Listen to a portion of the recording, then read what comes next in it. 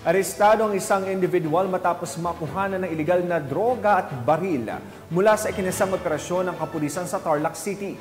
Alamin ang iba pang impormasyon mula kay Patrolwoman Maria Ella Garcia. Pahanan ng kaso ang isang sospek matapos makuhanan ng iligal na droga at iligal na baril sa ikinasang operasyon ng Tarlac City PNP sa Barangay Maliwalo, Tarlac City.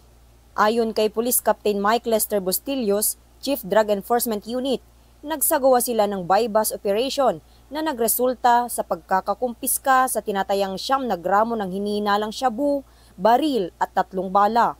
Ang naresto po namin ay si Michael Dizon Yankee Ignacio. Siya po ay nakalista sa ating drug watch list.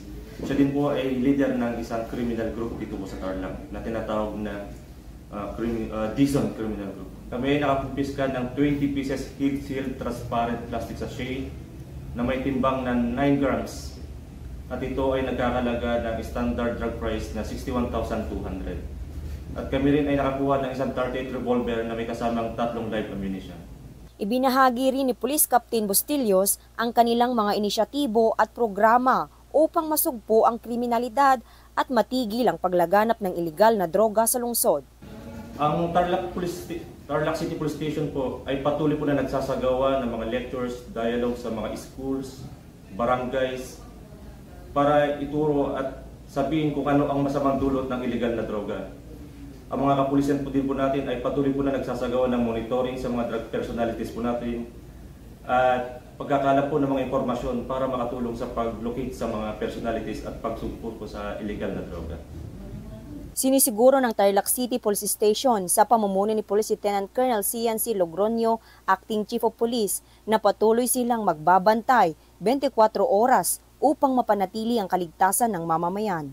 Para po sa mga mamamayan po ng Tarlac City, kami po ay lubos na nagpapasalamat sa patuloy po na pagtulong at pagbigay po ng impormasyon para sa pagsugpo sa mga illegal na droga at sa hindi na po sa illegal na droga, kundi na rin po sa mga ibang krimen pa na nangyayari dito sa Tarlac. At lagi po nila tatandaan na ang kapulisan po ay lagi nandyan, 24/7, nagbabantay po sa inyo. Dahil ang gusto po ng Tarlac City Police Station ng mamamayan po ng Tarlac ay laging ligtas. Mula dito sa Tarlac Police Provincial Office, ako po ang inyong PNN correspondent, Patrolwoman Maria Ella Garcia, alagad ng batas, tagataguyod ng Balitang Pulis.